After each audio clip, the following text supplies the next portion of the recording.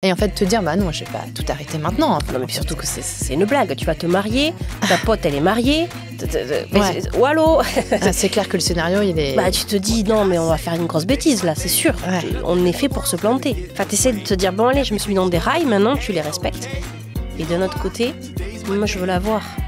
Je veux la voir.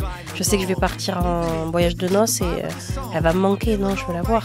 Et l'eau, c'est mon oxygène. C'est à ce moment-là, j'ai conscience que j'ai jamais aimé comme ça auparavant, quoi. Donc tu vois, le paradoxe, c'est que t'as cette femme qui vient d'être mariée avec ce garçon, mais c'est pas elle. Donc c'est la merde. Clairement, si on doit résumer la situation, c'est la merde. Salut Caroline. Salut. Comment vas-tu? Très bien, ça va. Et toi? Très très bien. Je suis très heureuse d'être avec toi aujourd'hui. Ben, moi aussi. Écoute. C'est la première fois qu'on se rencontre, mais je connais déjà beaucoup de choses de toi parce que je te suis sur les réseaux, que j'adore évidemment l'histoire d'amour que tu vas me raconter aujourd'hui. Parce qu'elle elle est un peu, c'est une histoire d'amour comme je les appelle chamboule-tout, n'est-ce pas? Oui, c'est exactement ça, et encore c'est un euphémisme. Voilà. Avant toute chose, Caroline, est-ce que tu peux, s'il te plaît, te prêter au rituel incontournable de crush, de te présenter en 5 hashtags? Entre parenthèses, si t'en veux 3, 10 ou 12, vas-y, lâche-toi. Ok. Le premier qui me vient, ce serait spontané, parce que je n'ai pas de filtre et que il y a pas de chef d'orchestre en haut dans mon cerveau, donc tout ce qui sort, sort. Après, j'ai envie de te dire gamine, parce que je pense que je suis restée bloquée à l'âge mental de 8 ans ou 10 ans. Donc le pipi caca peut malheureusement me faire rire à gorge déployée. Très bien. Après, pour t'embêter, j'ai envie de dire chocolatine. Parce que je suis de Toulouse et que c'est chocolatine. Il faut le dire une bonne fois pour toutes. C'est Arrêtez pain au avec... chocolat. Non, pas du tout. Très bien. Après, j'ai envie de te dire rire. Parce que moi, j'adore rire de tout et en permanence. Et d'ailleurs, je me le suis tatoué sur le bras lors d'une soirée alcoolisée. Et après, j'aimerais te dire... optimiste, parce que moi j'adore voir tout en positif, j'aime pas les nuages noirs et moi j'aime beaucoup le soleil et me marrer de tout. Caroline, est-ce que tu peux, s'il te plaît, me dire où est-ce que tu as grandi, dans quelle ville, dans quelle campagne, dans quel village et dans quel environnement familial, dans quel type de famille, quel couple parental t'avais sous les yeux? Moi j'ai grandi à Toulouse, plus exactement en banlieue à côté, on a beaucoup déménagé, donc j'ai terminé à Hauzeville. Tu vois, ça fait un peu nom de village. Hein. Tu connais ça, bien Hauzeville, c'est vrai? Bah oui. Bon, ben voilà. Donc j'ai fini à Hauzeville, j'étais au début à Montaudran, après Hauzeville. C'est juste après Ramonville. Tout ce qui finit en et île. Avant Castanet. Oh, mais t'es trop forte. C'est exactement ça. Et voilà, et donc non, j'ai grandi dans une famille plutôt aimante, où la place du rire était présente, et surtout, pas de tabou. Mes parents, ils nous ont toujours incités à parler et à dire ce qu'on pensait. Peut-être c'est ça, ça vient de là le problème de la spontanéité. Et c'était souvent à table d'ailleurs, hein. Donc il y a eu des gros fous rires à table où mes parents s'étouffaient en disant mais c'est pas possible, quoi. Et alors ces sujets tabous dont tu parles, c'est quoi? C'était non, on pouvait parler beaucoup de sexe. Alors ça c'était au grand désespoir de ma mère qui disait mais c'est pas possible. Est-ce qu'on peut passer un repas sans parler de sexe? Non, apparemment non. Ça faisait vraiment partie du truc. Et après non, mais ils nous invitaient vraiment à dire. Enfin, tout ce qu'on pensait, tu vois, j'ai beaucoup eu de jalousie envers mon frère parce que il était plus grand et j'avais l'impression qu'on lui donnait beaucoup plus la parole et que moi, souvent, dès que je voulais parler, parce que je parlais beaucoup trop, on me coupait, on me disait oui, bon allez, voilà. Okay. Et donc je râlais beaucoup, tu vois, j'avais tendance, je ne mettais rien sous le tapis. Et je râlais beaucoup en disant ouais, c'est lui le préféré. Voilà. Okay, donc tu disais ce que tu pensais. Exactement. Ouais. Mais je pense que c'était bien finalement parce que du coup, comme j'estimais que je n'avais pas assez la lumière, je l'ai voulu. Et c'est peut-être pour ça que ça m'a amené à humoriste, tu vois. Que tu allais la chercher. Ouais, j'ai fait de la psychologie de comptoir. Je crois que c'est ça. Et tes parents, c'était un couple qui montrait leur amour comment? Et toi, quelle vision ça t'a donné de l'amour quand tu es entrée dans ta vie affective et amoureuse à l'adolescence? Est-ce que tu fantasmais le couple super uni pour la vie à la Disney? Ou est-ce que tu remettais ça en question et peut-être même tu voulais te construire tu sais, souvent on veut se construire contre, en fait, pour dire le contraire. À l'opposé. Non, je me suis pas vraiment posé la question. Mes parents, je les ai toujours vus amoureux. Ils se faisaient des bisous et comme tous les enfants, j'étais là, voilà, c'était pas les bisous de vieux, ils tendent leur bouche là. c'est pas, tu vois, pas sexy. Ouais, c'est pas sexy. Mais en grandissant, j'ai un peu creusé sur leur histoire et c'est ça qui m'a plu. C'est que à la base, ils se connaissaient quand ils étaient au lycée, mais ils sortaient pas ensemble. Et ils se sont rencontrés plus tard parce que ma mère était infirmière et que mon père, malheureusement, avait un cancer. Il a eu un cancer très jeune, vers 20 ans. Et en fait, ils se sont recroisés dans les couloirs, coup de foudre. Et en fait, ils sont sortis ensemble alors que mon père était malade. Ma mère, elle a dit, j'en avais rien à faire. C'était lui et c'est tout. Et ils se sont plus jamais lâchés. Et voilà, donc je trouve que l'histoire était super belle. Mais d'ailleurs, on va les inviter dans le Crush ou quoi? Ah, s'écoute. Voilà, donc non, Okay. J'ai toujours eu cette histoire de l'amour qui dure, tu vois. Donc, je m'étais toujours dit, si je pouvais faire comme mes parents, ce serait cool, quoi. Ok. Si on remonte à l'époque, on va prendre la DeLorean, on va remonter un peu le temps. J'adore. Bonne référence. Si on remonte justement au moment où il ne s'est rien passé avec la personne dont tu vas me raconter, la personne avec qui tu vas avoir une histoire que tu vas me raconter, je pédale. À ce moment-là, ta vie, elle ressemble à quoi? T'as quel âge? Quelle est ta situation amoureuse? Qu'est-ce qui se passe pour toi? Allez, on va se dire que je suis à 25 ans. Je suis avec mon conjoint. Je crois que je suis... Non, je suis pas encore mariée. Et ça fait bien 8 ans qu'on est ensemble, quelque chose comme ça. Tu l'as rencontré où? Je l'ai rencontré sur un site de rencontre à l'époque qui s'appelait Chatch.com. Waouh. T'as vu, c'est sexy, hein. Et en fait, non, on a matché de suite et après on a échangé nos adresses MSN. Ouais, tu sens que c'est vieux, cette histoire. Et en fait, c'est très drôle parce que l'histoire à la base, c'est que j'avais une meilleure amie qui a changé de lycée, qui a atterri dans le lycée de ce fameux garçon. Qu'un jour j'ai vu en photo en passant en disant hey, il est pas mal celui-là.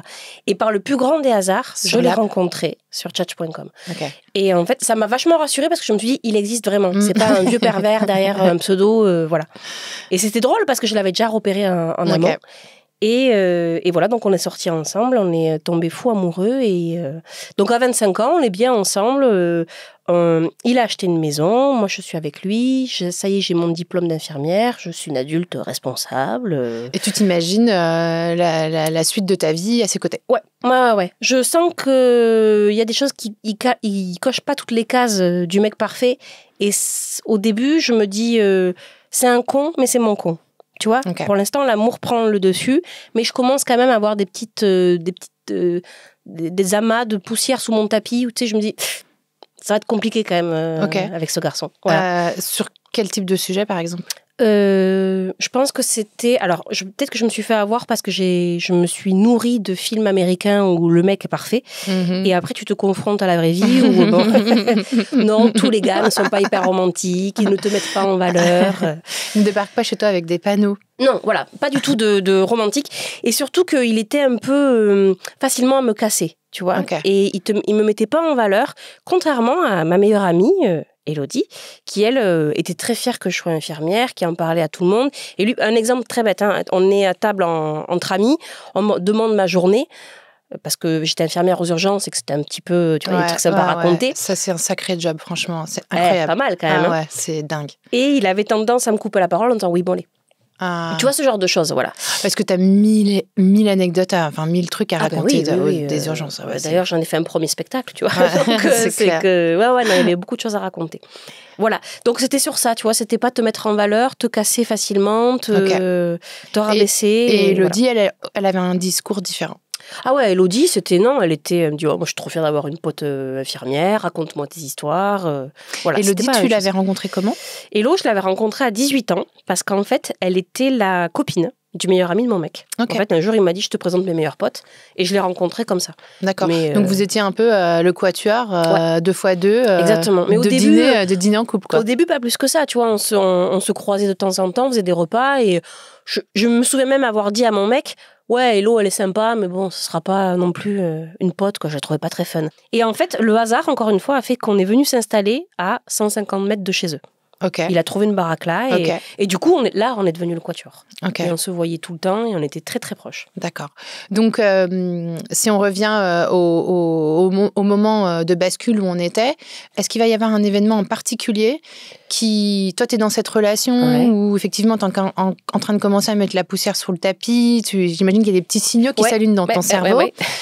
Est-ce qu'il y a un événement particulier qui va changer ta perspective? Il n'y a pas un événement particulier. C'est qu'au fur et à mesure, je me rends compte que Hello prend beaucoup de place dans ma tête. C'est-à-dire que, en fait, j'avais l'impression que sans m'en rendre compte, je m'étais mis sur pause toutes ces années en essayant de me convaincre que j'étais bien avec ce garçon. Et elle arrive avec tout l'amour qu'elle me donne en amitié, elle me rallume, elle me remet sur play en fait. Et elle me met sur un piédestal et j'avais besoin d'y être. Là où mon mec, lui, ne voulait pas m'y mettre. Donc, en fait, ça commence comme ça. Et après, en fait, on est tellement tout le temps ensemble à s'écrire matin. Je crois qu'on s'envoie une 50aine de textos par jour, mais c'est vraiment le truc, ta meilleure pote, quoi. Ouais. Voilà. Et en fait, je me rends compte qu'elle prend la place parce que je m'endors, je pense à elle. Je me réveille, je pense à elle. Si je reçois un texto d'elle, tu sais, j'ai le petit ascenseur dans le ventre. S'il n'est pas d'elle, je suis déçue. Et là, je commence à me dire, oh, attention. Elle monte les escaliers, je commence à mater ses fesses, je fais waouh, danger. Là, on n'est plus du tout sur une.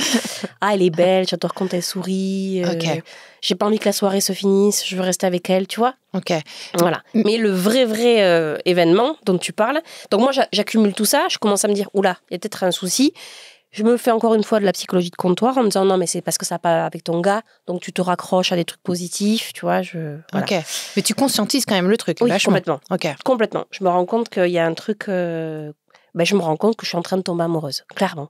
Ok. Mais je veux pas me le dire, tu vois. Je le un sais. petit déni, quoi. Voilà, je le sais, mais je veux pas me le dire. Mais je le sais. Tu vois, c'est le tapis, c'est sous le tapis. Ouais. Tu sais ce que tu mets sous le tapis, en vrai. Ouais. Voilà. Et puis, arrive une soirée. En fait, on part en week-end dans un chalet, tous les 4. Ok. Et l'alcool se faisant, on est un peu plus désinhibés. Et il arrive un moment où... moi, je sens malgré tout que oui, je suis attirée par elle, mais j'ai l'impression que c'est réciproque. Ouais. Je peux pas Elle le dit pas, Oui. mais son corps parle pour elle. Ok. Donc, toi, tu lui en parles. Tu lui en as pas parlé, Non, tu lui en parles à ce pas. moment-là, j'en parle. Mais j'ai trop peur. Ok. Parce que c'est ma meilleure amie. Ouais. Et je me dis, si elle se braque complètement, je la perds. Ouais. Et j'ai pas envie de perdre mon amitié. Et d'un autre côté, même si on reste amis, ça peut être très gênant après quand même, tu vois. Bon. Et donc arrive cette soirée alcoolisée, en fait, où on se rapproche. Tout d'un coup, on est très, très proches. On a les garçons à côté, hein, ils sont en train de jouer à la play, il n'y a pas de... Voilà. Et puis, en fait, il y a ce truc électrique qui se passe dans l'air où tu te regardes et tu sais, en fait. Et on est sur le point de s'embrasser. Et c'est moi qui me recule parce que je panique. Je me suis détestée. Et elle, du coup, elle panique parce qu'elle se rend compte que... Il s'est passé quelque chose. Il s'est passé quelque chose. Les garçons nous regardent avec la mallette à la main.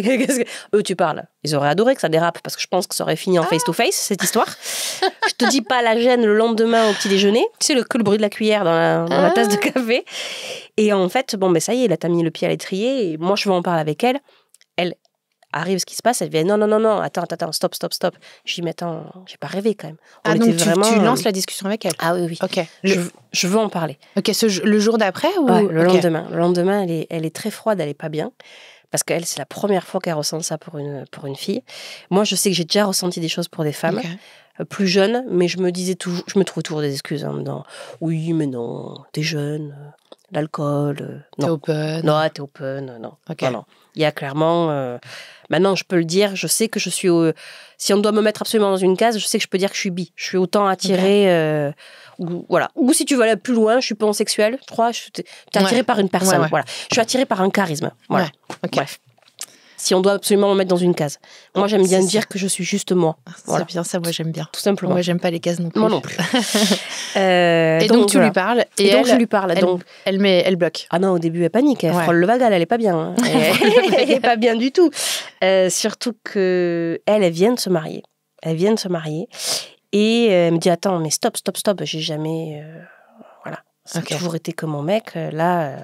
Et nous, on est potes, quoi. Enfin, et nous, on est potes. Mais il n'empêche que... Donc, on essaie de se remettre dans un truc amical. Et ça marche, mais il y a des moments où, d'un coup, tu as de nouveau cette chape de plomb qui te tombe dessus. C'est comme s'il n'y avait plus de son autour et que tu as l'électricité dans l'air. Et ça c'est incontrôlable. C'est un truc... Et donc, on essaye de lutter. Mais bon, au bout d'un moment, l'attirance est juste folle. Et ça te prend l'esprit. Ouais. Toi, comment tu gères avec ton mec ? Au début, j'ai l'impression que ça me fait du bien. Parce que comme ça me ravive et que ça me rend vivante, je me dis, ça va mieux avec lui, tu vois. J'essaie de me dire, c'était peut-être ça qui me manquait, peut-être que je m'ennuyais, tu vois. Des excuses, tu peux en trouver un milliard. Tu peux en trouver un milliard, quand tu veux pas avoir la vérité. Et t'as des projets avec lui ? Et oui, alors à ce moment-là, je ne sais pas si il m'a demandé en mariage ou il va me demander en mariage. Et quand il le fait, je suis hyper émue, je suis hyper contente. Parce que ça va faire 10 ans qu'on est ensemble et j'attendais que ça, en fait. Surtout venant de la part d'un mec qui te fait jamais de l'attention, jamais de... Là, enfin, il veut m'épouser, tu vois. Mais au fond, j'ai un petit... Merde. Ah la vache. Quand t'étais dans un dilemme de dingue. Ah, c'est l'horreur. C'est l'horreur parce que je sais que les gens qui m'entendent raconter cette histoire, ils disent mais pourquoi t'as pas tout arrêté ? Pourquoi ? Oui, c'est ce qu'il aurait fallu faire. Mais en fait, vivez-le les gars, je jure, c'est terrible. Parce que t'as peur. Tu sais que ce que tu fais, c'est pas bien, mais tu te trouves plein d'excuses, tu te dis peut-être que c'est passager.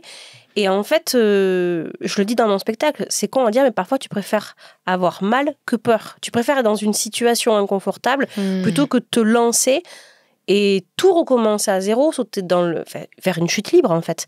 Donc, et c'est c'est pas rigolo, mais moi, comme beaucoup de personnes, j'ai dit attendez, les gens qui tombent amoureux d'une autre personne alors qu'ils sont en couple, c'est dégueulasse, quitter, ouais, ça c'est dans les faits. Mais après il y a la réalité. Ouais.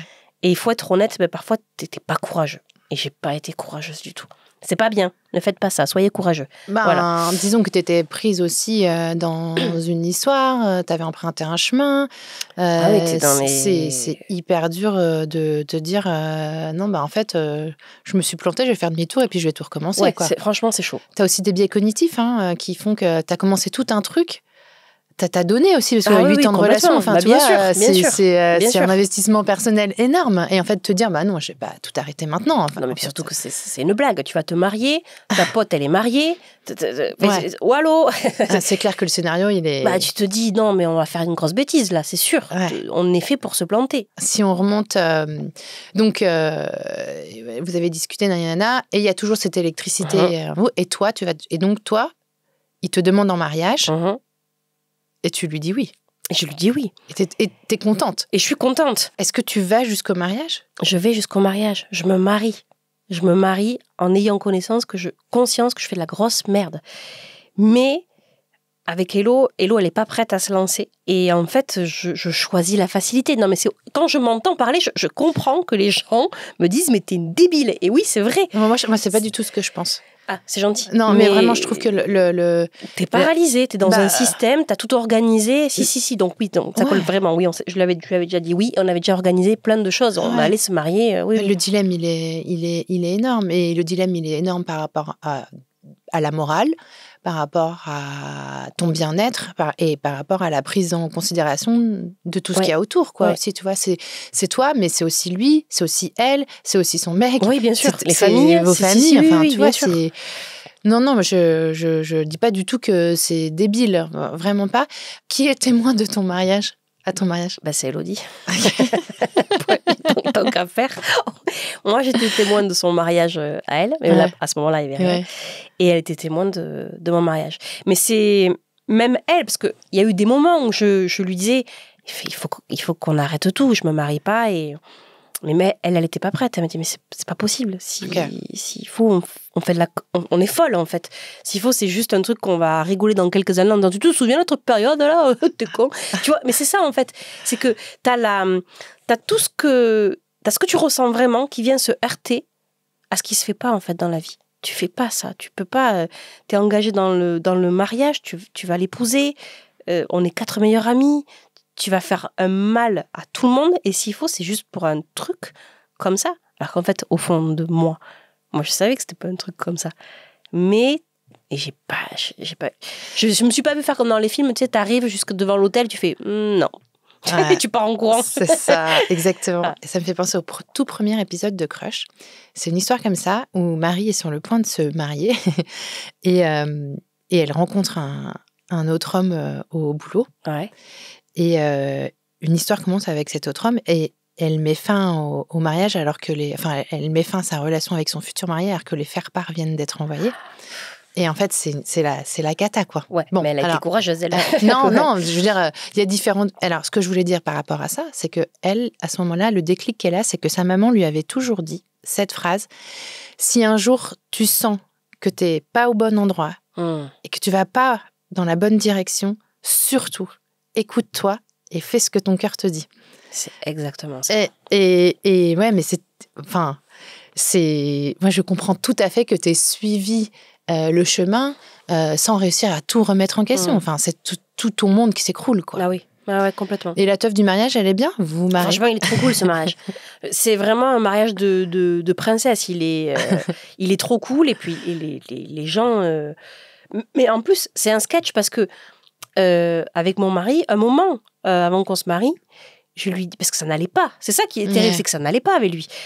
Je lui dis, mais sinon, on se marie pas, en fait. Et il m'a répondu, au pire, c'est comme papier. C'est pour te dire si on pouvait en reparler maintenant, je pense, s'il était honnête, il dirait oui, on n'aurait pas dû se marier. On se prenait la tête en permanence. Donc on n'y est pas allé en étant super heureux, serein, en fait. Mais ouais. Mais malgré tout, le mariage s'est bien passé. Les discours étaient beaux. Moi, je me souviens de mon slow avec lui. Il y avait de l'amour. On était complices. On était vraiment, on était bien. Mais je pense qu'au fond, on savait que c'était pas, ça pouvait pas durer. Qu'il y avait une note qui déconnait un peu. Il y avait un truc qui déconnait. Ouais. Ah ouais. Comment tu vas t'engager dans les jours qui suivent le mariage? Est-ce que t'as toujours ce tourbillon dans ta tête ou est-ce que tu arrives un peu à te relâcher, à te faire confiance? Il y a un peu de tout. Il y a un peu de tout en mode, bon, bah, maintenant, t'y es, allez... Mais en fait, non.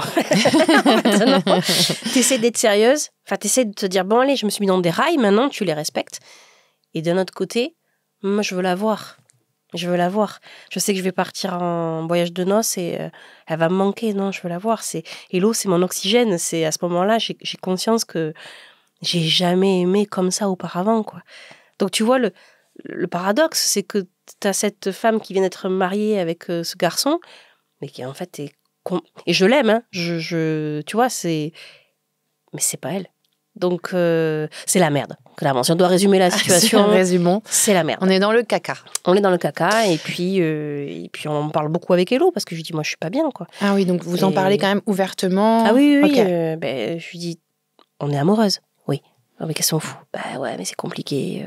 Ouais, c'est compliqué, mais moi, j'envisage plusieurs fois de quitter mon mari et même si elle me suit pas, de partir quand même toute seule, quoi, en fait. Et ce qui nous aide, entre guillemets, c'est qu'on se fait griller. Voilà. Ça, c'est... En fait, notre plan foireux à la base, mais c'était... Oh là là. Ceux qui m'écoutent, je suis désolée, ne me jugez pas. Je vous assure qu'on fait au mieux avec ce qu'on peut à ce moment-là. Alors, tu sais que les auditeurs de Crush, en tout cas, je crois, dur comme fer, sont à peu près comme moi. La règle de base, c'est on ne juge pas, Caro. Mais vous avez le droit un peu bitcher, mais bon, voilà. Bon. Éventuellement gossip un peu, gossip, mais pas on aime trop. bien ça. Ouais, on va pas se juger pour ça. Et en fait, notre plan, c'est comme ça n'allait pas dans nos couples respectifs. Notre plan foireux, c'était de se séparer. Et de se mettre nous en coloc et puis de dire plus tard comme on était en coloc, on était amoureuse, voilà, nul. Mais c'était le truc le moins courageux qu'on ait trouvé, donc ça n'allait pas dans nos couples, donc on a fait un break et en fait je suis allée passer une nuit chez Hello et le mec d'Hello est venu passer une nuit chez mon mec vu qu'on était voisins. Okay. Tu vois, sauf que Hello, elle m'avait écrit une lettre d'amour que j'ai mal cachée, peut-être volontairement elle recule. Et en fait, je l'avais cachée sous une pile de vêtements. Et mon mec, il a pris justement cette pile de vêtements pour faire de la place pour les vêtements de son pote. Sous la pile, il tombe sur la lettre. Il la lit. Il m'appelle, il me fait « On arrive, on va parler. » Voilà. Oh, wow. Voilà. Et là, je me dis « Bon, c'est le moment, on est grillé. » Et en fait, non, Hello, elle panique. Et elle se tourne vers moi, elle dit « Peut-être qu'on n'a pas assez réfléchi. » Oh, putain. Ah, putain. Voilà. Donc, ils nous pardonnent parce qu'on les a trompés, oui. Mais avec des femmes, je pense que ça leur fait moins mal que si c'était avec un gars. Ok, donc là, en fait, il y a grosse réunion. Là, il y a, depuis quand ça dure... Réunion de crise, quoi. On est grillé. Et moi, je me dis, voilà, ça y est, là, on a l'occasion parfaite pour dire qu'on est des grosses méchantes et qu'on savait qu'on veut partir, sauf que Hello, la panique. Ok. Donc, nous revoilà dans cette situation encore pire qu'avant parce que les gars savent. Et je te la fais en accéléré, en gros, mais ils nous ont de nouveau grillés parce que mon mec a mis un traceur sur le portable. Il a échangé le numéro d'Hello avec le sien, donc quand j'écrivais à Hello, c'est lui qui recevait. Bon, bref. Donc, on se refait griller une énième fois, et puis là, il me confronte. Il me dit, bon, qu'est-ce qu'on fait? Et là, c'est la pire décision de ma vie parce que il faut y aller. Et j'ai vraiment la sensation d'un saut dans le vide. Ouais. Et je suis encore tentée de lui dire non, je reste avec toi parce que j'ai peur, j'ai vraiment très peur. Et tu sautes dans le vide toute seule, du coup? Ah là oui, parce que je sais pas ce que Hello va faire. Donc je dis non. Non. Donc ça s'arrête. Voilà. Et je prends mes affaires et je retourne chez mes parents au bout de 6 mois de mariage. Oh, wow. Voilà. Et en fait, Hello m'a suivi peu de temps après parce qu'elle aussi, en venant me voir chez mes parents, elle s'était pris aussi un traceur.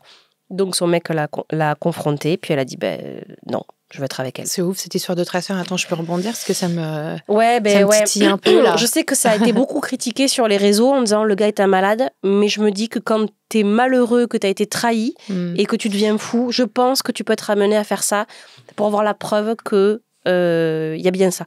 Donc je peux le comprendre aussi. Peut-être que j'aurais été capable de faire un truc comme ça, ou la même façon que tu prends le téléphone de ton mec pour checker les messages. Ouais. C'est pas bien. C'est pas bien. Mais quand t'as ne le faites pas chez vous. Non, c'est pas bien. Mais quand t'as un gros doute et que t'es fou, tu deviens fou parce que tu fais plus confiance. Ouais. C'est le genre de situation où je peux le comprendre. Perds la boule, voilà, quoi. Je peux le comprendre. Tu perds la boule.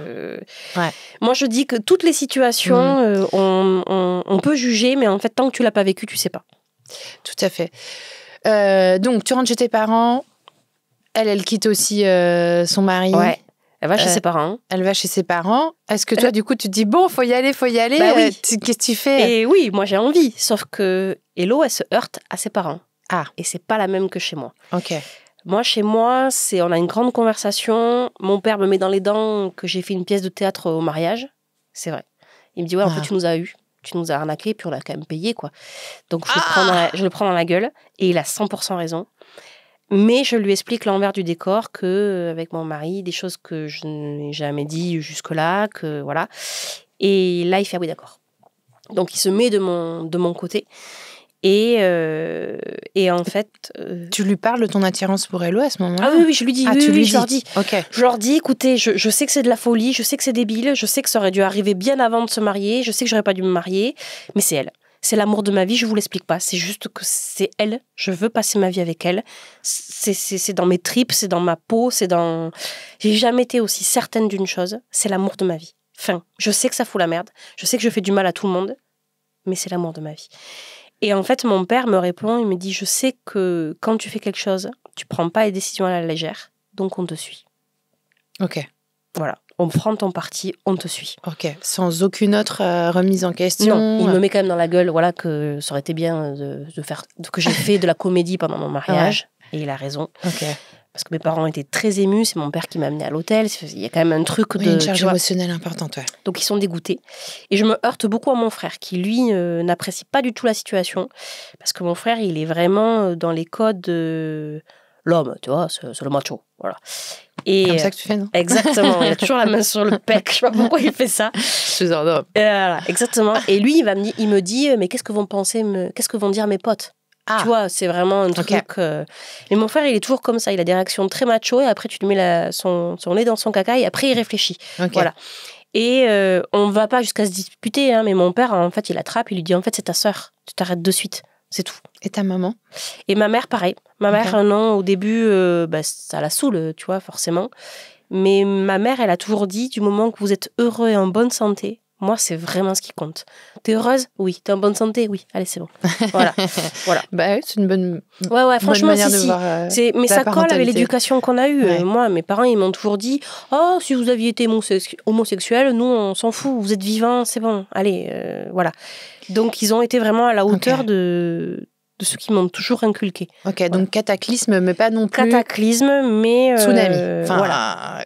C'est maîtrisé, quoi. Si, c'est maîtrisé, ça va. Tandis que dans la famille d'Hello, c'est compliqué. Avec sa sœur et avec sa mère, qui, elles, prennent clairement le parti de leur gendre, de leur beau-frère, et qui font la gueule à Hello, qui lui en mettent plein la gueule, qui sont pas du tout gentils dans les propos. Ma belle-mère, elle va dire à Hello que sa fille la tue. Et ma belle-sœur, elle va dire je vois bien que tu souffres et ça me fait du bien. Tu vois, ce genre de truc, waouh. Et ça, moi, je comprends pas parce que c'est une famille qui est censée être unie et en fait, au moment où il y a la difficulté, il la lâche. Et ça, c'est terrible. Moi, j'ai une colère infinie et je vois que ma femme est triste parce que elle est déçue de sa famille, en fait. Elle savait que ça allait mal se passer, mais pas à ce point. Vraiment. Alors, pas au point de la mettre dehors, hein, on n'en est pas là, mais sa mère lui parle plus. Ma belle-mère tombe en dépression. On est sur ça. Parce que elle s'attendait à voir sa fille revenir et dire « je suis enceinte », puisque je viens de me marier. Et en fait, non, je pars avec quelqu'un d'autre. Une femme. et une femme. Mais ma belle-mère, elle te dirait maintenant, ça n'a jamais été le souci que ce soit avec une femme. Hein. C'est pas ça. Okay. C'est qu'elle a dû faire le deuil de son gendre, qu'elle connaissait depuis l'âge de 16 ans. Donc, c'était comme son fils. Il faut l'entendre aussi. Ah, ça, complètement. Il y a un deuil. Elle dit, j'ai perdu mon gendre, j'ai perdu l'autre belle famille. C'était leur famille, quand même. Bien sûr. Donc, voilà. Moi, quand on en parle, j'en ai beaucoup parlé avec ma belle-mère. Quand on parle de ça, elle me dit, c'était pas contre toi, mais c'est juste que tu m'arrachais ce que j'avais prévu pour ma fille. Et je n'ai pas reconnu ma fille. À aucun moment, elle a été capable de se dire, c'est peut-être ma fille qui a décidé. Elle pensait que moi, je l'avais... Non, mais ça allait très loin. Mon ex-mari, il a dit, oui, elle est infirmière, elle a dû trouver des médicaments, elle l'a droguée. Non, mais il pensait que je droguais... Non, mais il pensait que je droguais Hello et qu'elle ne pouvait pas réfléchir par elle-même. Tu vois, c'est vraiment aller très, très, très loin dans un... Ok. Voilà. Comment elle va s'en sortir, Hello, avec sa famille? Elle reste quand même chez ses parents? Est-ce que vous, à un moment, vous avez envie de vous retrouver du coup, parce que là, vous vivez votre amour caché et en plus, caché, en soum-soum, quoi. Ah, oui, et là, il y a toute la charge émotionnelle, morale aussi qui vous tombe dessus. C'est pourri parce que je pense qu'on a failli se séparer. Parce que je pense que Hello aurait été capable de rompre avec moi pour rentrer dans le moule de sa famille. Quitte à revenir avec son ex. C'était vraiment... Elle a tellement pas compris pourquoi elle perdait tout cet amour d'un coup, je pense qu'elle était prête à tout faire pour récupérer et revenir dans une zone stable. Et je pense qu'à un moment, quand on en parle maintenant, je lui dis, je pense que tu as pensé à me quitter. Non, si. Je pense que oui. Elle me répond depuis au texto, c'était si, ça partait en couille. Et ce qui m'a aidée, paradoxalement, c'est un drame. C'est que mon père a eu la bonne idée de faire un infarctus et de mourir. Là, au moment de cette merde intergalactique. Et en fait, Hello, je pense que ça a remis l'église au centre du village. Et en fait, elle a dit non, je peux pas la laisser comme ça. Et elle a dit à sa mère, bon là, en fait, elle vient de perdre son père, donc je vais aller la voir. Ma belle-mère, sur le moment, elle te dit, j'étais presque contente que tu perdes ton père, en mode chais, tu vois. La violence, le niveau de haine, à ce moment-là, elle m'entendrait dire ça, elle ferait oui, si, c'est vrai. C'est vrai. Vache. Et en fait, ça a changé complètement la donne et j'ai récupéré Hello qui m'a dit, en fait, non, il faut que je sois là pour toi. En fait, il y a pire dans la vie que divorcer. Donc, ma mère, elle va se calmer. Elle n'a pas dit directement, hein, ça s'est pas fait comme ça. Mais c'est ce qui, je pense, nous a sauvés. Voilà. Et du coup, on a pu après envisager de prendre un appart, et puis au fur et à mesure, ma belle-mère, elle a digéré. Hein. Ok. Voilà. Et maintenant, elle me fait des câlins, je vous jure, hein, elle m'aime beaucoup. Oui. Et à partir du moment où vous arrivez à être ensemble, à faire plus ou moins accepter la situation à sa famille, à elle, ça se passe bien, quoi. Oui, ça va. Enfin, malgré le décès de ton papa, parce que ça a dû être une sacrée épreuve pour toi. Comment vous envisagez la suite et l'avenir toutes les deux? Là, plutôt bien. Là, ça y est. Tu vois, à partir du moment où on prend notre appart et qu'on est libre de ça et que ma belle-mère commence à dire « Bon, attends, viens, on va venir quand même chez toi. On va venir voir comment c'est. » Tu vois, chacun commence à accéder à son temps de digestion. Et au fur et à mesure, moi, gros sentiment de liberté. Ouais. Tu vois, on pense souvent à la même scène avec Hello. C'est au pied de notre appart, il y avait à Toulouse, nous, c'est des Vélib. Enfin, c'est des vélos en libre service, quoi, peu importe. Et on grimpe sur ces vélos pour aller en centre-ville. Il fait beau, tu sais, t'as le soleil qui passe à travers la cime des arbres. Et on est heureuse et on rigole. Et là, on se dit, ça y est, la vague est passée. Maintenant, on peut vivre, tu vois. Et souvent, on a vécu le même moment, on a vécu le même truc de, ça y est, c'est maintenant. Récupérez votre souffle. Et là, on récupère notre souffle et c'est parti, quoi. Maintenant... Et on va prouver aux gens qu'on n'est pas parti pour un caprice. Ouais. Voilà. Pour un coup de cœur. Voilà, exactement. Aujourd'hui, votre vie, elle ressemble à quoi? Aujourd'hui, on est mariés. On a 2 petites filles ensemble, Romane et Erika. Et écoute, on est très heureuses. C'est une famille, c'est une maison remplie d'amour.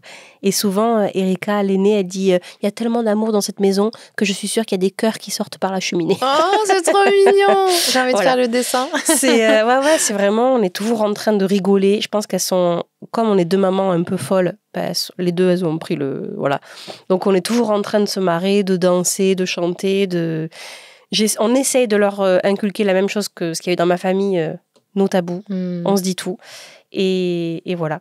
Donc, on est 10 ans plus tard, on a eu raison. En fait, on a mis la pagaille, on a fait du mal à beaucoup de monde. mais c'était pour une bonne raison. Qu'est-ce que cette histoire, quand tu la racontes, quand tu reviens dessus, quand vous y repensez, parce que j'imagine que ça fait aussi partie de votre légende de couple, qu'est-ce que cette histoire, en quoi elle a changé ta relation à toi-même, ta relation aux autres et au monde et à l'amour? Ce que ça a changé en moi, c'est que je me sens enfin à ma place. C'est que pendant toutes ces années, je ne pouvais pas l'expliquer. Je sentais que, j'aime bien dire, j'étais pas... là, maintenant, je suis mon carré dans mon carré. Tu vois, les figurines des enfants, ils essaient de mettre, quand ils sont petits, là, le triangle dans le... Et je savais que j'étais là, c'est pas ça, ça rentre pas. Et j'arrivais pas à mettre le mot dessus, je savais pas ce que c'était. Et quand je revois des vidéos de moi que mon père a filmées, tu sais... j'ai 20 ans et j'essaie de faire... parce que moi, j'ai toujours été un garçon manqué. Et tu vois des vidéos de moi où je suis très fille. Mais on voit que ça marche pas, c'est ridicule en fait. Tu sais, je me tiens bouté, je suis pas, j'ai pas les jambes, tu sais, j'ai les jambes écartées, je suis un petit mec quoi. Et on voit que ça colle pas, mais que j'essaye absolument d'être dans cette case et que c'est pas moi. Et maintenant, avec Hello, dans mon métier, infirmière, j'ai adoré être infirmière. Ça j'avais mon carré dans mon carré. Mais humoriste, c'est vraiment mon carré dans mon carré. Là, tu vois, c'est ça, je suis avec elle, vestimentairement parlant, mais je m'applique. J'avais des ballerines, les gars. Oh, c'est ballerines. Non, mais ça, pour moi, c'est un... Ah non, je peux pas dire ça. Non, t'as à dire quoi? Fashion faut pas, mais je suis pas du tout... Moi, je suis pas du tout tendance mode et tout. Je comprends rien. Oh non, mais tu sais pourquoi? J'ai des pieds beaucoup trop grands. Mais moi aussi. J'ai les pieds larges, du coup, je les perdais. Enfin, c'est affreux. Comme je suis du 42 en ballerine, tu peux pas faire ça. Bref. J'avais les colliers, les boucles d'oreilles. Oh là là, non, mais Diams, hop là. Ah là là là là là là là. Ouais, il y a de sacrées photos. Il y a vraiment des trucs... Bon, bref. Mais t'étais pas à ta place. J'étais pas à ma place. Donc, ça a changé. Ça, c'est de me dire vraiment, enfin, t'es là où il faut et ça fait du bien d'être soi. Et surtout avec Hello qui a toujours aimé ce que j'étais. Tu vois, mon ex, il avait tendance à dire, fais pas ci, fais pas ça, parle pas de ci, parle pas de ça, parce que je ne collais pas à ce qu'il attendait de sa femme, en fait. Et avec Hello, elle me dit, mais je t'aime tellement entièrement, tel que t'es. Elle me dit, même tes pieds qui sont moches, je les aime. Tu vois, on est sur un...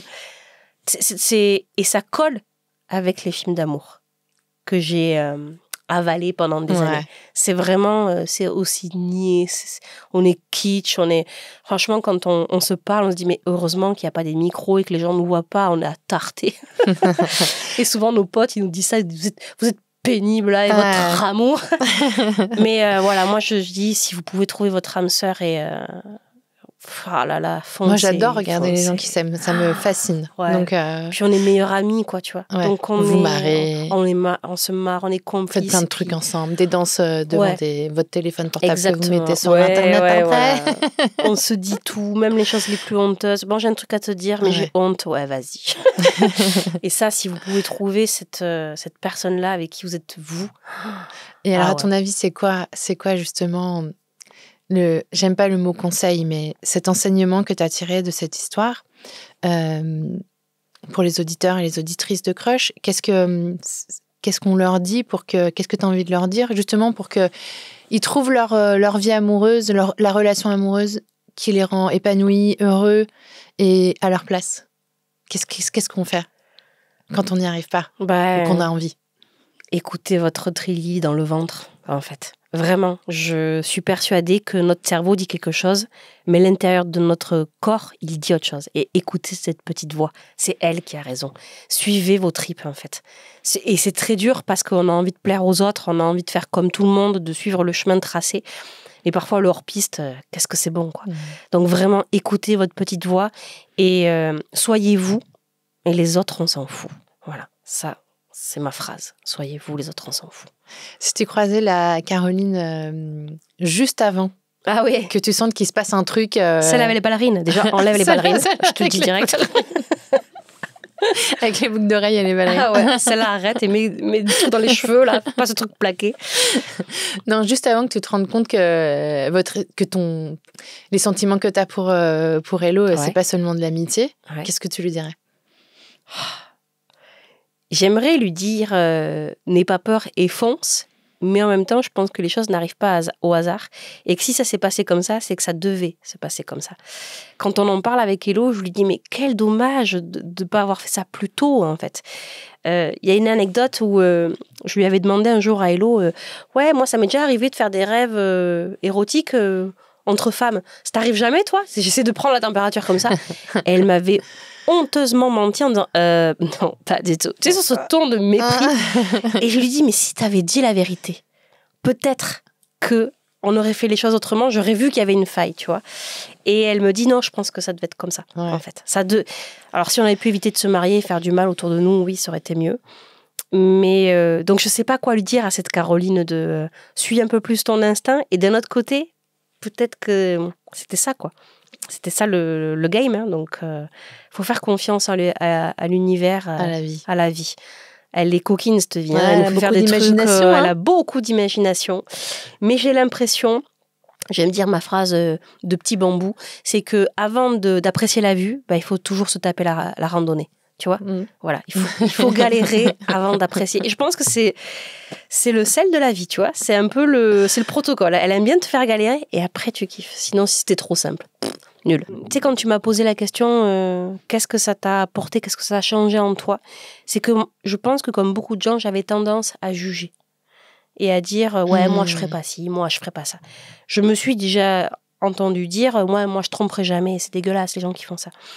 Et en fait, et c'est ce que je veux vraiment dire aux gens, c'est que on peut bitcher, on peut potiner parce qu'on est des êtres humains et que ça fait partie du game, quoi. Bien sûr, on adore ça. Mais vraiment, tant que vous n'avez pas vécu la situation, vous savez pas.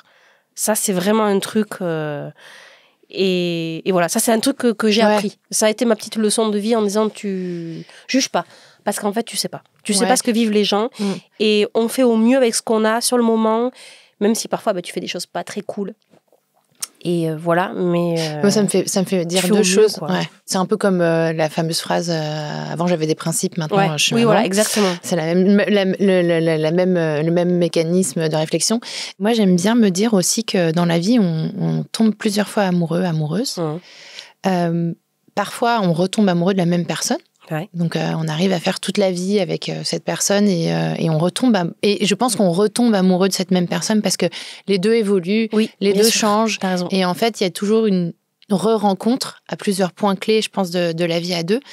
Et même, je pense en fait que parfois, il faut accepter que l'on tombe amoureux d'autres personnes.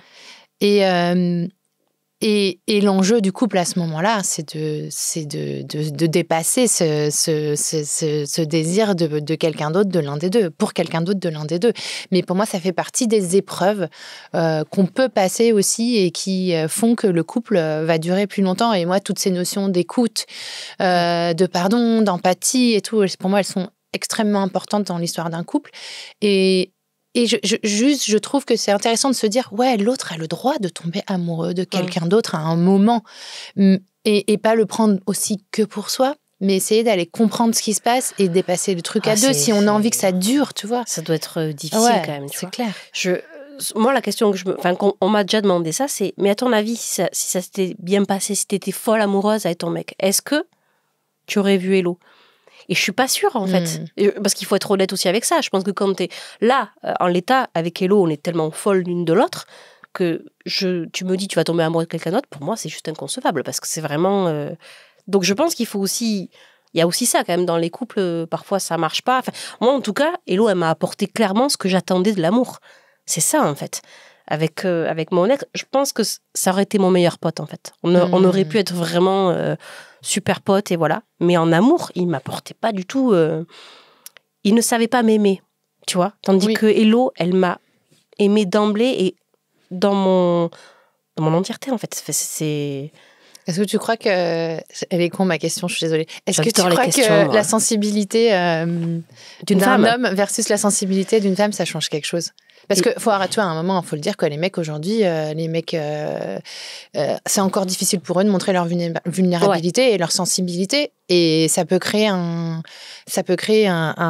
zone d'incompréhension dans la relation, quoi. Je pense qu'il y a un peu de tout. Il y a le fait qu'on leur a pas appris à être sensible et que la société impose que l'homme ne pleure pas et machin. Il enfouit, quoi. Et de notre côté, je pense qu'aussi leur cerveau est fait comme ça. je pense qu'ils vont à l'essentiel, les garçons. Et moi, je suis très envieuse de ça. C'est que on rigole, mais il a faim, il mange.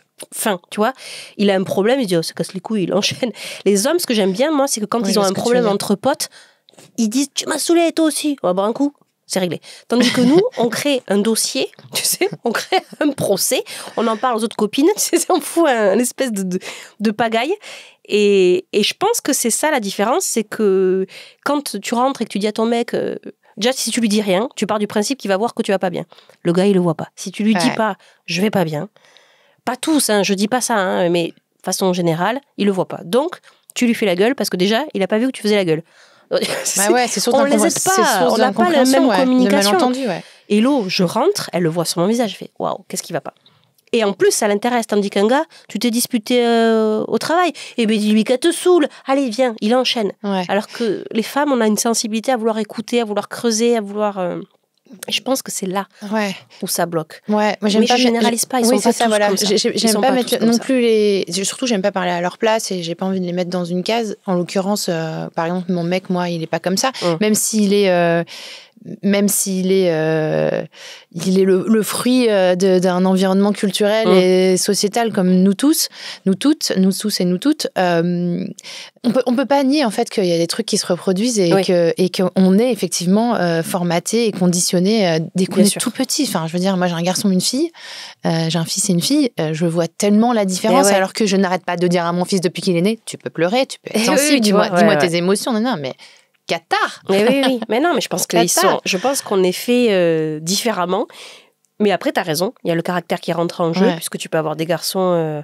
Moi, j'ai un pote qui a été élevé qu'avec des sœurs. Et il est hyper sensible, en fait.